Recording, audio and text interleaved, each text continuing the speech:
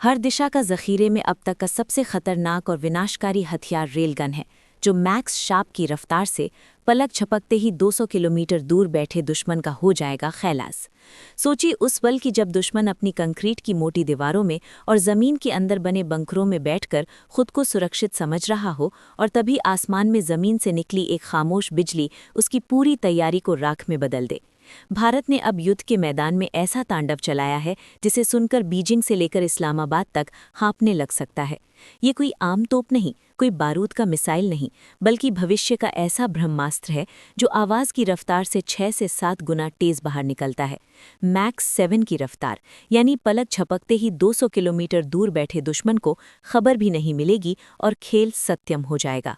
ये कहानी बारूद की नहीं, ये कहानी युद्ध, गति और ऊर्जा के तांडव की है। साल 2020 के इस दौर में अगर कोई अब भी सोचता है कि युद्ध सिर्फ धूम्रे गोलों और टैंकों से जीते जाएंगे, तो वो पिछली सदी में जी रहा है। भारत ने अपने आश्चर्य से ऐसा इक्का निकाला है जिससे जंग की परिभाषा बदलने का दम रखा है। ये टेक्नोलॉजी अब तक हमें सिर्फ साइंस फिक्शन फिल्मों में दिखती थी, लेकिन अब ये हकीकत बनकर उन्हीं की प्रयोगशाला से निकल चुकी है।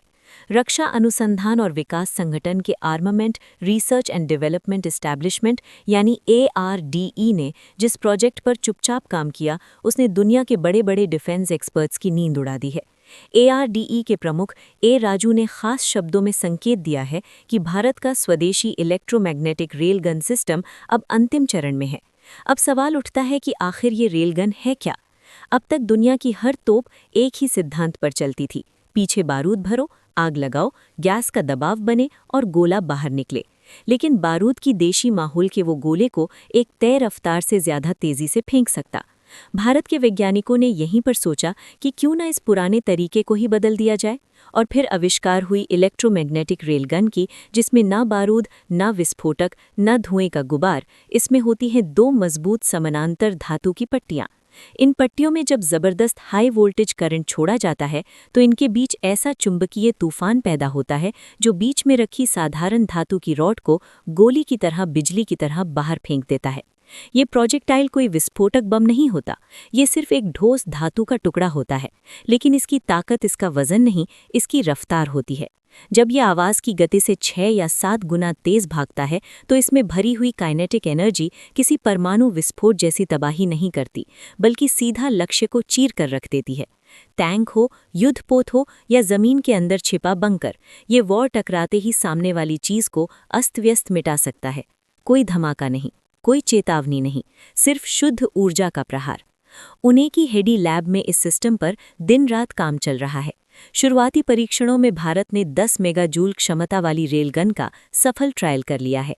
10 मेगाजूल ऊर्जा का मतलब समझिए, ये उतनी ताकत है जो एक भारी भरकम ट्रक को जमीन से उछाल सकती है, और अब लक्ष्य है इसे 100 मेगाजूल तक ले जाना। 100 मेगाजूल यानी ऐसी ऊर्जा जो दुश्मन के सबसे मजबूत किले को भी चुनौती दे सके। इसके लिए खास कैपेसिटर बैंक विकसित किए गए हैं जो पलक झपकते ही भारी मात्रा में बिजली स्टोर करके रिलीज कर सकते हैं। यही वो असली चुनौती थी जिसमें कई बड़े देश उलझ गए। दुनिया की एक महाशक्ति अमेरिका ने भी सालों पहले रेलगन पर अरबों डॉलर खर्च किए थे, लेकिन समस्या ये थी कि इतनी जबरदस्त बिजली को कंट्रोल करना, पट्टियों को पिघलने से बचाना और सिस्टम को स्थिर रखना आसान नहीं था। आखिरकार उन्होंने प्रोजेक्ट को ठंडे पर डाल दिया, लेकिन जहां दूसरे देशों ने हाथ टेक दिए, वहीं भारतीय वैज्ञानिकों ने जिद ठानी। मेक इन इंडिया के तहत विकसित स्वदेशी टेक्नोलॉजी, देशी इंजीनियरिंग और जुगाड़ की ताकत ने इस असंभव लगने वाले काम को संभव बनाने की दिशा में ठोस कदम बढ़ा दिए। चीन जिन विशाल युद्धपोतों और एयरक्राफ्ट पर इतराता है, कल्पना कीजिए कि समंदर के बीचों बीच खड़ा जहाज अचानक एक अदृश्य वार से धुएं से उमड़ जाए, क्योंकि इसे रेलगन से निकली धातु की रॉड को रोकना लगभग नामुमकिन है। मिसाइल को इंटरसेप्ट किया जा सकता है, क्षेत्रधार्थिक अंदाजा लगाया जा सकता है, लेकिन एक ठोस प्रोजेक्टाइल जो बिजली की रफ्तार से आ रहा हो, उसे ट्रैक करना और रोकना किसी भी मौजूदा एयर डिफेंस सिस्टम के लिए बेहद कठिन है। यही वजह है कि इसे गेम चेंजर कहा जा रहा है।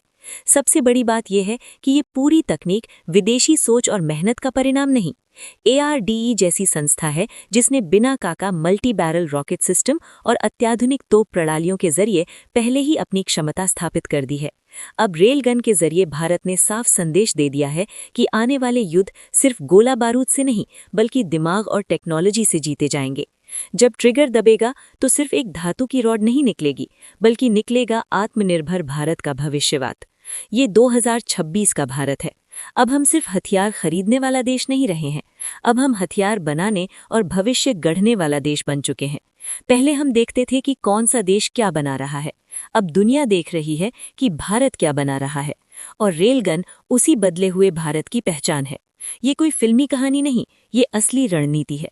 देखो भाई, युद्ध सिर्फ गोलियों और मिसाइलों से नहीं जीता जाता। युद्ध लंबा चला तो पैसा भी उतना ही जरूरी होता है जितनी सेना। आज एक आधुनिक मिसाइल दागने में करोड़ों रुपए लग जाते हैं। अगर दुश्मन सैकड़ों सस्ते रॉड भेज दे या छोटे छोटे रॉकेट छोड़ दे तो क्या हम हर बार करोड़ों रुपए खर्च करेंगे? अगर ऐसा हुआ तो दुश्मन हमें मैदान में नहीं, खर्चे में हराने की कोशिश करेगा। यही जगह है जहां रेलगन समझदारी वाला हथियार बन जाती है।